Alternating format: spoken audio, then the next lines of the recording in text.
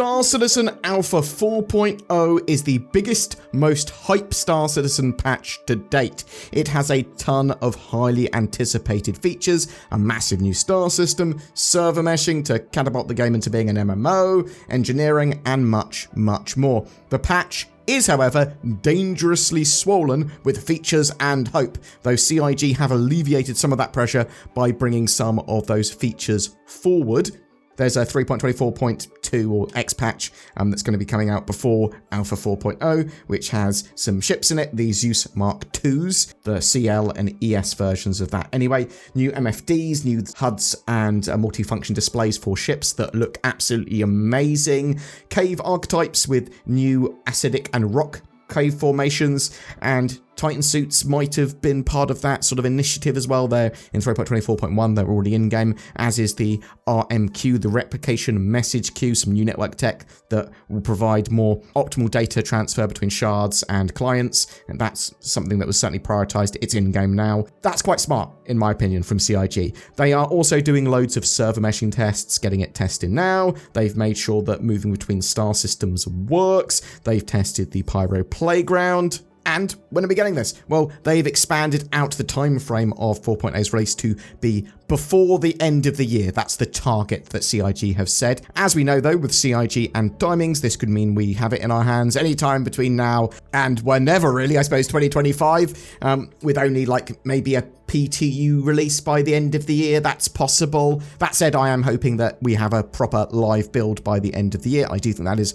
quite possible. Don't get your hopes up for a release by CitizenCon or anything like that, though a playable build there is very, very possible, and it's likely that they'll be testing a load of the stuff on the tech preview build, PTU phases and stuff like that, that you will be able to get involved with. So what is actually coming with Alpha 4.0? Because there is a load of stuff showing on the roadmap, but there's also a load of stuff they've talked about in Inside Star Citizen, roadmap updates, various other mediums like the monthly reports, that expands out a lot of that content and helps set expectation. So the massive Pyro star system, that's part of 4.0. It is much larger than the Stanton system. It has 6 planets and 6 moons, and they're further apart. It brings with it new biomes, settlements, locations, NPCs, and mission types. Pyro also is a dangerous star, often flooding the system with bursts of radiation. This is a mechanic. You want to be out of direct line of sight of that star when the radiation bursts happen. You will have a warning, but it will disable your ship. It can cause huge damage, that sort of stuff. There are tons of different biomes with these planets. If you're close to the star, you're going to be very hot planet. If you're far away, very cold planet. The people living on those planets, they are going to live very differently. Ground locations are even less secure than in Stanton. There might be some defenses there, but it's a lawless system, effectively. So the expectation of just PvP anywhere is a possibility. And they've built their sort of settlements and areas with that in mind, that you can sort of like jump over a table or whatever and defend yourself if necessary. Assumedly, there's a level of guard at settlements which will sort of defend you if you are being attacked. But if you get taken down or whatever, or the person aggressing you gets taken down, they're not going to jail. There's no laws there. There's a big range of small and medium settlements and various different types of settlements. These are controlled by different factions, so your access to these and the way they react to you may depend on your affiliation. There's farmsteads, which specialize in food. They're cool little farms. There's scrapyards, that specialise in sort of repair and some components, and then there's trade posts for various commodities, and the inventories here will change from time to time. There are a load of new missions at these areas, including repairing the outposts themselves, making use of the new engineering gameplay, or raiding an opposing faction's scrapyard for loot, sabotage, stealth, combat, lots and lots of different types of mission, but lots of mission that you can just do at the outpost you are at without a ship, effectively. There's also something called Ghost Arena at Ruin Station. This could be a fighting area or contested zone. We'll come to what those are in a minute. So there are lots of big space stations in Pyro, 12 in Alpha 4.0 in fact. These are often much bigger than the stations we have in Stanton. They're often heavily damaged as well. And in fact, I think they're all damaged to some degree here. So certain sections are effectively off limits. I say off limits, I mean there's lots of stuff you can do there, lots of missions that you can do there. They can be owned by factions like Rough and Ready, who own most of the rest stops and refueling stations. There's a load of FPS missions to do on those stations as well. There's also something called contested zones, which are a cross between a extraction shooter and a typical MMO dungeon. They have locks and checks to get progressively harder as you delve deeper. You might need to find a security card to get through a door, and then there might be some puzzles, there might be some really dangerous enemies and that sort of stuff, and you can go deeper and deeper, and you can get some really cool loot. However, potentially other players can turn up and get involved with that as well to hinder you, try and steal your loot. We don't know the exact restrictions on what you can do there. Can a whole org just run in, or is there a level of instancing? We'll have to wait and see. Asteroid bases are another type of location as well. They will provide more variety in mission and exploration locations. They've thrown caves at the procedural generation machine and then gone, these ones look cool. That's the way I envision how they've made asteroid bases. There's going to be loads of opportunity here for pirate bases, loot, FPS, missions, lots of different opportunities, exploration. For a lot of these sort of missions and locations and areas at these locations, they might have a level of reputation gating or fractional reactions based on your reputation. Some of these areas are going to be like, yeah, you can only have entry here or talk to these guys if you have a high enough rep. Jump points link the Stanton Pyro Stanton system. So effectively there's two, one on each side. You'll approach the jump point, contact the ATC, and then queue for jump. Jumps will happen periodically with a sort of max group size of ships, so you can go all there's 10 ships per jump or something like that. All ships of all sizes can make a jump. These sort of are stable jump points. In the future there's going to be ones that are transient, so you can sort of discover them, and they're going to have max sizes and stuff for that. But for 4.0, it's just the jump point between Stanton and Pyro. When you are jumping, you will have to try and avoid obstacles while in the jump point. If you hit the sides or you hit too many obstacles or whatever, you might find yourself ejected early and be on the sort of distant edge of a system and need rescue because you might be out of quantum fuel. It's going to be a long trip back, so you don't want to fail. It does use quantum fuel when jumping, but it's all pre-calculated as well, so you won't run out during a jump. The exits of these jump points are going to be a bit shotgunned, so there's going to be various little nearby exit points, not all on top of each other, something that you can't really blockade, and there's no risk of crashing into each other is the idea. There is a security contingent and law jurisdiction on both ends of the jump point, but other than that, basically Pyro is lawless. And by lawless,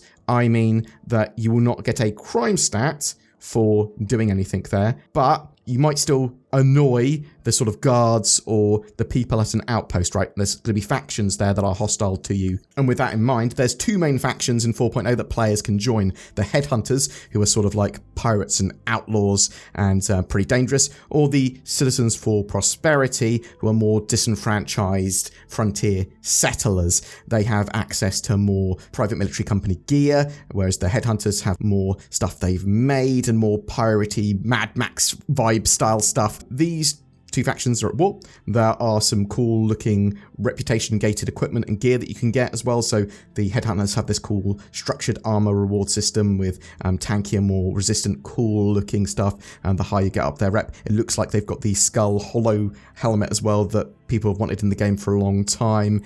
Citizens for Prosperity have more like civil weaponry, sort of less Castak arms, more bearing type stuff. Xenothreat are present in the system as well and kind of fight everyone. There's also the Rough and Ready people who are all about making money. There are a load of NPC and AI updates with the patch as well, new behaviors, different archetypes, from heavy juggernauts in big heavy armor with LMGs to pet copions to lighter armoured close quarter combat shotgunners. Some settlements have guard towers and other defences as well, and they're going to be making use of all of those new updates for AI. There's some new creatures, space cows, that are turning up, and there's sort of 5 varieties or so of quasi-grazers. One of them is a jungle type, which isn't supposed to be in the game yet, but they've chucked it in. They are herd animals. You can loot them for eggs and tongues as pickups. They can be dangerous and knock you over, so be aware. Copions will fight them as well. Actually, that's another thing that CIG brought in earlier is that they've got some markups for NPCs above ground as well, and the AI will fight Copians around outposts. Character customization wise for 4.0, they're adding tattoos and piercings. Lots of different styles of tattoos and customization you can do there. There's also new hair, new beards, and stubble as well that you can put with beards if you want a more weathered look. Engineering, that is one of the other huge updates. I mean, lots of it's pretty big, but engineering and damage control represents that load of stuff that you can do on your ship in a true multi-crew experience. So you've got the resource network on ships, but it's also, I suppose, shared by vehicles and structures. It's the physicalization of components and then the circuitry behind that. So you're going to have engineering panels, which will be able to do a load of power management stuff. You can reroute power and choose how much to power a system.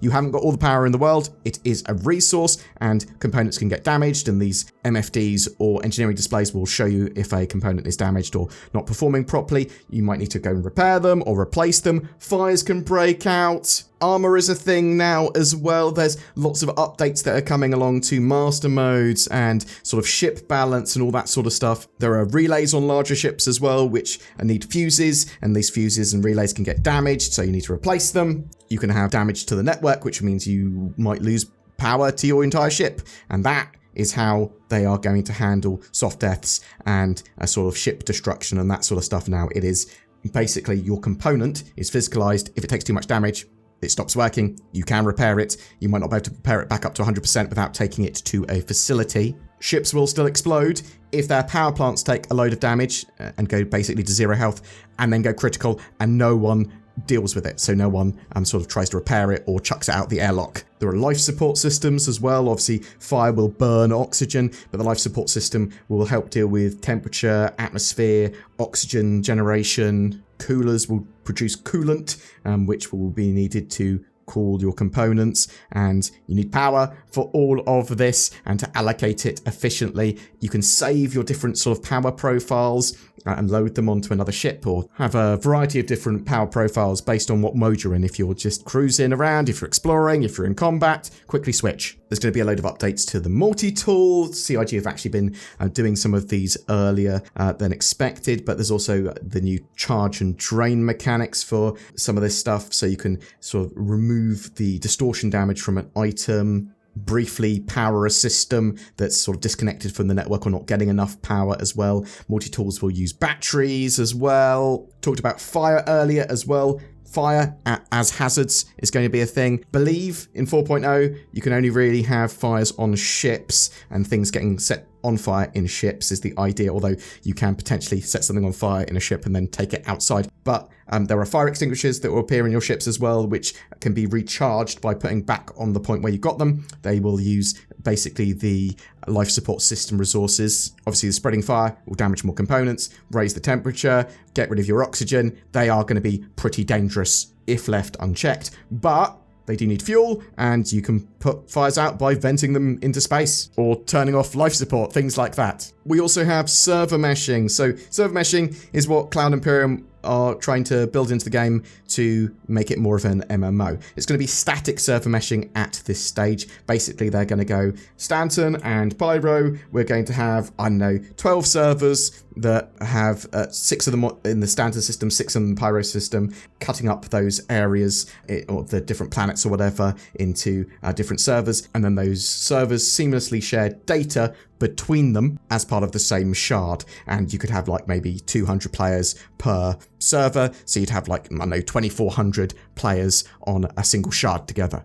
That's the sort of thinking behind it. Cloud Imperium have been testing at the moment just in the Stanton system all the way up to 6 servers and 1,000 players on a single shard, but they have previously tested, as I said, the Pyro Playground and the actual connection between the two systems, and have tested server meshing between those two systems. You can expect a suite of netcode and service updates as well, and hopefully sort of server meshing to be in a relatively optimal state or good state by the time they release 4.0, because they're testing it now. And obviously, some of these features, they could get pushed to later in the 4.0 cycle, but CIG did seem confident that all of that and potentially more would make it into that 4.0 build. But just sort of temper your expectations to often CIG to go, oh yeah, it's not ready, or part of it isn't ready, or there's a delay. And we could see delays to the release of this into 2025, potentially, I suppose, but the target is by the end of this year. We do also know that Cloud Imperium have been working on long-term persistence 2.0 to have better transfer of character data and your account data and stuff from one patch to another when they move them across without server wipes. Don't know if that's going to make 4.0 or not, but I would expect a full wipe with 4.0, but I don't know that. We'll have to wait and see. Expect more ship updates as well. Gold standarding some ships, balancing, master modes changes, stuff like that. Loadout changes, they're physicalizing a load of those components. They're going to be looking at how certain ships perform and that sort of stuff. They've already started doing that, potentially preferring smaller and more of a component than the larger ones they previously had. Stuff's going to be changing for redundancy and stuff's going to keep on getting rebalanced, so just bear that in mind. Also, there's likely going to be new ships and vehicles, like maybe the Polaris will be in this patch if it doesn't turn up before, but expect other new stuff as well. Some people are hoping for a combat variant of the Titan suits, the ATLS, already. But that's your rundown and expectations for Alpha 4.0. There is likely going to be a huge amount of minor things that they also add, like lore updates and stuff to do with missions and FPS stuff, more of those Squadron 42 sort of updates, potentially more weapons, just tons of stuff. And I'm really interested to know what you think. When do you think we'll see 4.0? Do you think they'll actually make it live by the end of the year? Are you expecting any of those features to be pushed back? If so, which ones? Are you expecting anything that I haven't mentioned to be in the patch? Whatever your thoughts or expectations or questions, please chuck them in the comments below. I would love to hear from you. It also helps us work out what sort of videos to do next and what people are talking about. But yeah, thank you very much for watching. I hope you're as excited for Alpha 4.0 as I am. Oh, you should listen to this guy about getting NordVPN as well. What's in the box? That is what Pandora asked. She was told not to open that box, but she did. The internet is like Pandora's box, full of the chaos of the world. And Pandora basically opened an email attachment asking to help a millionaire prince move money around. Bam! It was Medusa all along. You've turned to stone. Foolish! You should know your Greek mythology. What's not foolish is nordvpn.com/BoredGamer. NordVPN is potentially one of the greatest Greek mythological heroes. It helps protect you from the terrors of the internet, helping you be more secure and private, while also giving you great accessibility. You can use my links down below to get NordVPN cheap. September, we've got a giveaway. Every month we have a ship giveaway, and this month is no different. We're giving away 5 ships this month. Actually, that is a bit different. That's 4 more than normal. We're going to give each of them to a different winner.